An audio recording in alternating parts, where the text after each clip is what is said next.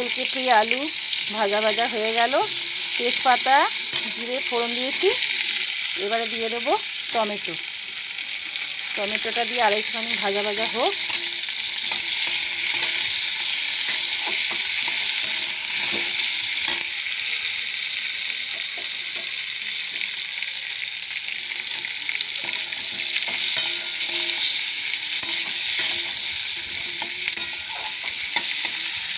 এবারে দিয়ে দিচ্ছি আদা বাটা দিয়ে দিলাম,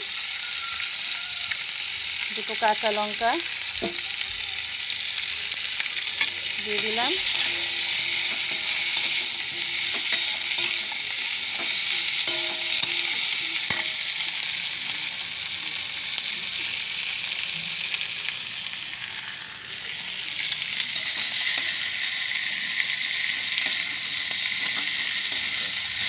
হয়ে গেল এটা ভাজা ভাজা। একটু না ভাজলে ভালো না, আদা দিয়ে না ভাজলে, টমেটো দিয়ে না ভাজলে না তরকারিটা একটু টেস্ট হবে না। এবারে দিয়ে দেবো একটু জিরে গুঁড়ো, দিয়ে দিলাম জিরে গুঁড়ো, যাবে একটু ঝালের জন্য লঙ্কা গুঁড়ো, ব্যাস গেল। কাঁচা লঙ্কা দিয়েছি, একটু ঝাল ঝাল হবে। আর দিয়ে দেবো একটু হলুদ দেওয়া হলো। এবারে দেওয়া হবে লবণটা যেন বেশি না হয়ে যায়, পরিমাণটা না, আমরা একটু কম খাই তরকারিতে, একটু লবণটা আপনারা চাইলে একটু মনে করে একটু লবণটা কম খাই। এই দিলাম, এইবার কষানো হবে।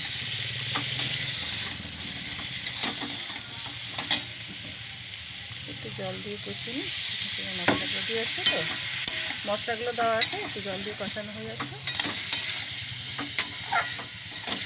কষানো হবে। কপিটার গন্ধ উঠে গেছে সুন্দর। ফুলকপি দিয়ে মাছের ঝোল, ভেটকি মাছ, বড়ি দিয়ে, টমেটো দিয়ে দুপুরে খাওয়া জমে যাবে। এইরকম মাছের ঝোল হলে আর কি চাই।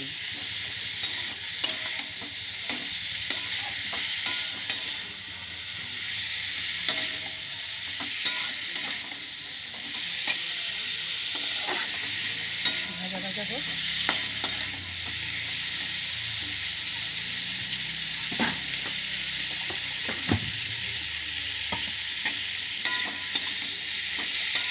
তেল ছেড়ে আছে, কষানো হয়ে গেছে, তেল ছেড়ে আছে, আর একটু নাড়ি, তেল ছেড়ে আছে।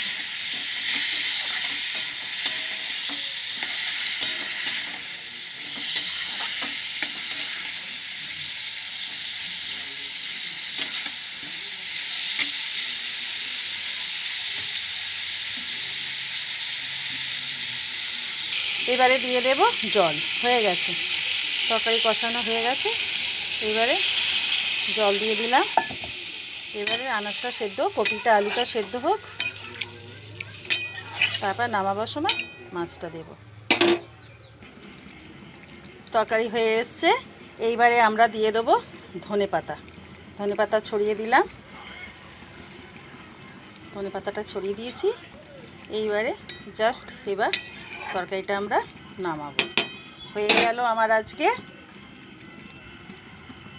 মাছের ঝোল, ফুলকপি দিয়ে, আলু দিয়ে, টমেটো দিয়ে, বড়ি দিয়ে, ভেটকি মাছের ঝোল কমপ্লিট। এবার বাটিতে আমরা নামাবো। নামিয়ে ফেললাম তরকারি। কার কেমন লাগলো অবশ্যই জানাবেন, আপনারা কিরম করে খান সেটাও জানাবেন। টাটা।